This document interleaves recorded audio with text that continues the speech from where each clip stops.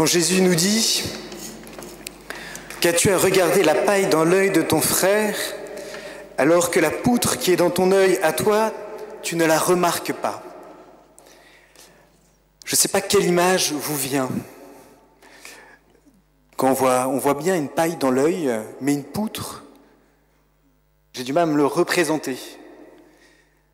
Alors je me dis que peut-être que Jésus a voulu pousser l'image jusqu'au bout pour qu'on comprenne quelque chose, pour secouer ce qu'il entendait, pour nous secouer nous aussi, pour nous dire que nous avons quelque chose à entendre. Effectivement, cette image de la poutre et de la paille met en lumière quelque chose d'une attitude, d'un penchant du cœur de l'homme. Quelque chose qui nous colle à la peau, quelque chose dont j'entends si souvent parler dans le confessionnal, que je l'entende ou que moi-même aussi j'en parle. Eh bien, c'est cette réalité du jugement.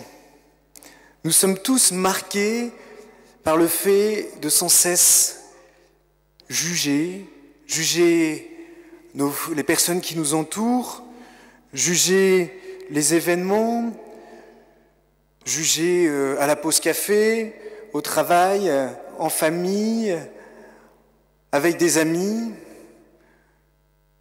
pour bien des raisons. Et je ne parle pas encore des réseaux sociaux, où là c'est nos limites. D'ailleurs, c'est intéressant de voir qu'il y a beaucoup de spécialistes du Covid qui sont devenus des spécialistes de géopolitique. Mais on est sans cesse pris dans ce jugement, comme si on ne pouvait presque pas s'en empêcher. Évidemment, dans ce jugement, c'est bien des autres qu'on parle, et pas de soi-même.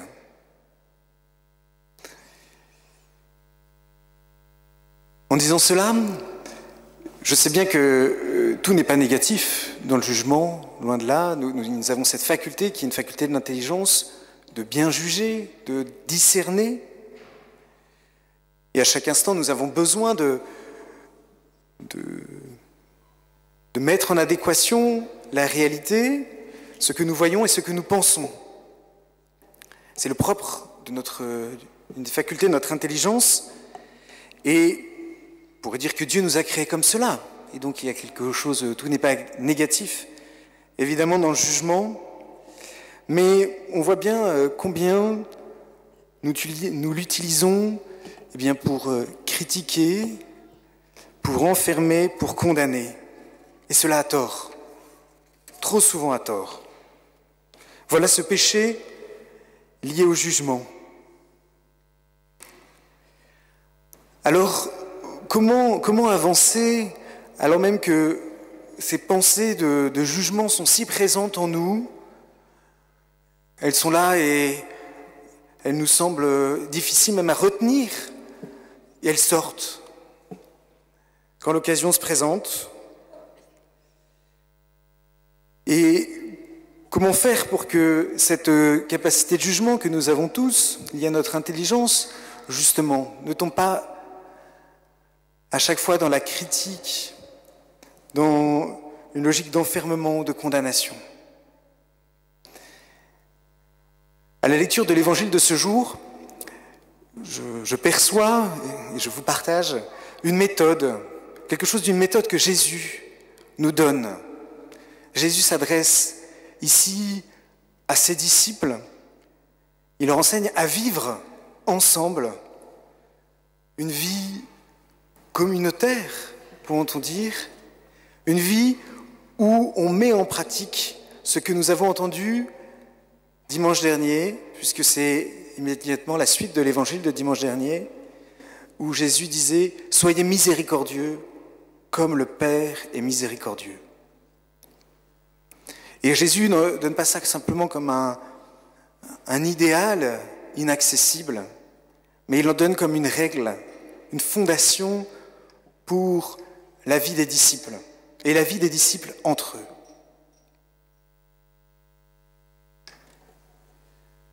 Alors cette méthode, elle est en 5 points. Le premier point, c'est la question du regard.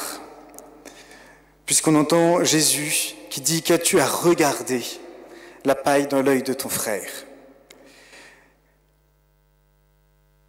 Toujours, première étape de cette méthode, toujours considérer qu'il y a quelque chose dans l'œil, mais dans notre œil, qui nous empêche de bien voir.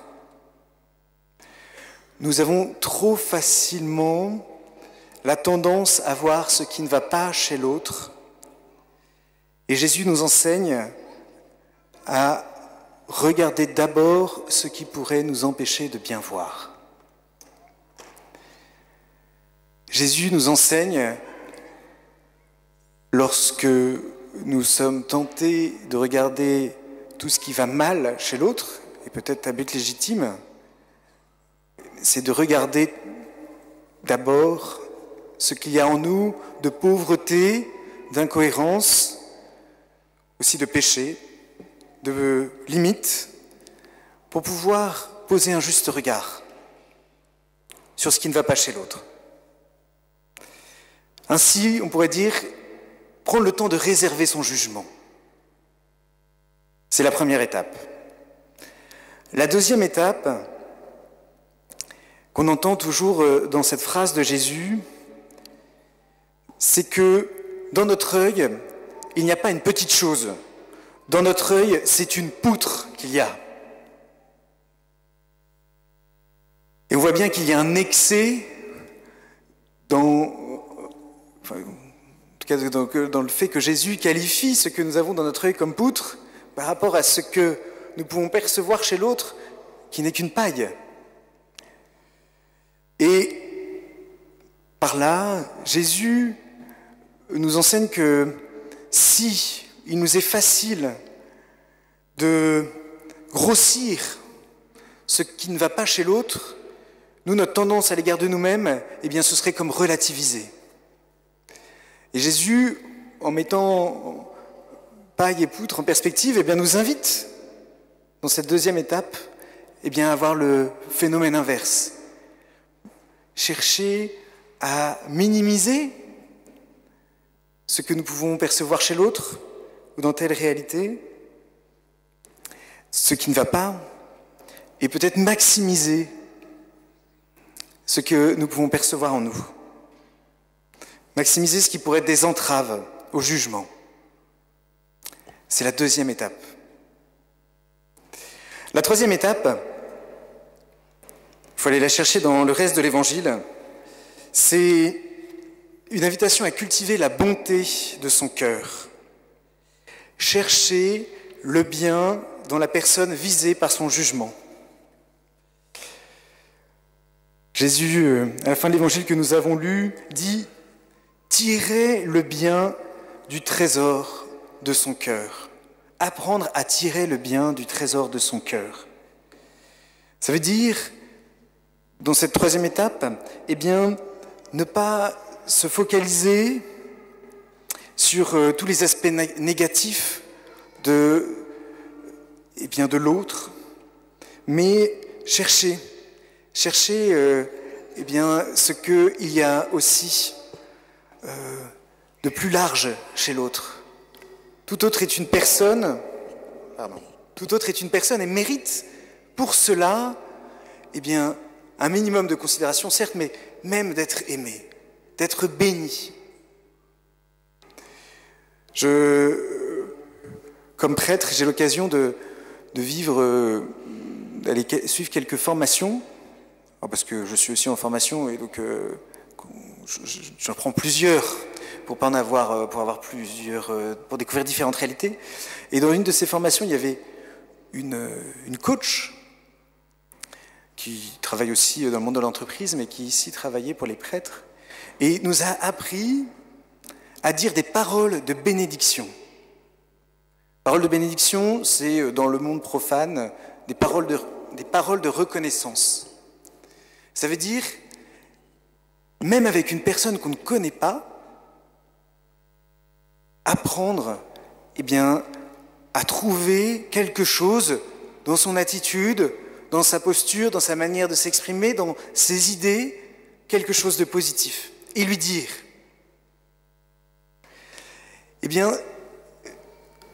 pour moi, ça a été une vraie invitation à changer de regard. Souvent, on voit les personnes selon sa propre grille. Déjà, on a scanné une personne quand on la rencontre pour la première fois, et puis vite on la met dans une case. Et puis de cette case, ça bouge un peu en fonction de ce qu'elle fait, de ce qu'elle dit, mais pas beaucoup, pas tant que ça. Et même quand elle a un peu changé, on la connaît par rapport à ce qu'elle a fait, par rapport à ses compétences, par rapport à là où elle est douée, là où justement elle serait moins talentueuse, ou à travers tel ou tel trait de caractère. La parole de bénédiction, ou parole de reconnaissance, c'est une invitation à se réjouir de la personne pour qui elle est, avant ce qu'elle a fait, avant ce qu'elle pense, avant ce qu'elle peut être. Et cette parole de bénédiction permet de reconnaître la personne pour qui elle est. C'est toujours la troisième étape. La quatrième étape, il s'agit non pas seulement de rester au niveau de l'intelligence ou de la pensée, mais Jésus nous invite aussi dans cet évangile à verbaliser. Il nous dit, ce que dit la bouche, c'est ce qui déborde du cœur. C'est-à-dire que le meilleur moyen de contrer le mauvais jugement de notre cœur, ou tous ces jugements qui sortiraient trop vite, qui seraient finalement à tort, c'est non seulement ces paroles pensées plus largement, qu'une personne effectivement elle mérite d'être aimée pour elle-même, en dehors de ce qu'elle fait, de ce qu'elle pense, de ce qu'elle est, mais c'est aussi le dire et le reconnaître par ses paroles. Comme ça, une famille me partageait que pour toute remarque négative vécue dans la famille ou dite, il fallait trouver 3 remarques positives. Vous voyez ? Pour toute remarque négative, 3 remarques positives. Alors, la conséquence directe, ça a été que les remarques négatives ne sont plus sorties facilement, en tout cas plus à la légère. Évidemment, à des moments, il fallait que ça soit dit, mais c'était à chaque fois dans un temps, ça prenait le temps, ça n'allait pas trop vite, et c'était toujours reçu de façon le plus constructive possible. C'est cela, la 4e étape, comment verbaliser. Et cette 5e étape est la dernière que Jésus semble, que je vous partage, en tout cas que je perçois dans l'Évangile, c'est que Jésus nous dit que nous ne pouvons finalement, pour changer notre capacité de jugement, pour véritablement entrer dans ce regard, dans ce juste regard, il faut nous laisser former. Il faut nous laisser former, comme Jésus nous le dit, le disciple n'est pas au-dessus du maître, mais une fois bien formé, chacun sera comme un maître. Nous avons besoin de nous laisser former et nous laisser former par le maître. Nous avons besoin sans cesse de nous laisser transformer par le Christ. Et cela pour ne pas être aveugle sur nous-mêmes, et donc incapacité véritablement à nous regarder comme nous sommes, aveugles sur les autres qui nous entourent, sur ces réalités, sur lesquelles nous avons à poser un jugement. Et pouvons ainsi dire que de même qu'il y a un amour chrétien, et c'est ce que nous avons découvert, entendu à nouveau la semaine dernière dans l'Évangile, à travers l'amour des ennemis, il y a aussi un regard chrétien. Il y a un regard chrétien, une manière de regarder de regarder les personnes autour de soi et de rentrer dans le regard même du Christ. Car c'est bien cela, se laisser former par le Christ, c'est apprendre à entrer dans le regard du Christ. Pour avoir sa manière à lui de voir et de juger. Entrer dans ce regard du Christ, regard qui pose sur nous, qui pose sur les autres et les réalités qui nous entourent. Jusqu'à faire nôtre ce regard. Tout à l'heure, Maëlys, juste après, au moment de son baptême, elle va recevoir une lumière. Elle va recevoir une lumière, et cette lumière, elle la reçoit d'abord, d'ailleurs c'est son parrain ou sa marraine qui la porteront pour elle, et à travers cette lumière, c'est dire, voilà la lumière du Christ, tu es appelé à vivre de cette lumière du Christ. Et ce qui est très beau dans l'Évangile, c'est qu'on comprend qu'au début, le Christ est comme, c'est ce qui symbolise cette lumière où Jésus dit « Je suis la lumière du monde ». Mais plus loin, dans l'Évangile, certes en changeant d'Évangile, mais quand même, plus loin dans l'Évangile, il dit « Vous êtes la lumière du monde ». Eh bien, il y a de cela. Dans cette transformation, il y a à côtoyer le Christ pour, un moment, tellement entrer dans le regard du Christ et se laisser habiter par lui, que nous sommes transformés et nous sommes capables d'avoir ce regard surnaturel sur l'autre, comme Dieu lui-même nous regarde, comme il regarde les autres.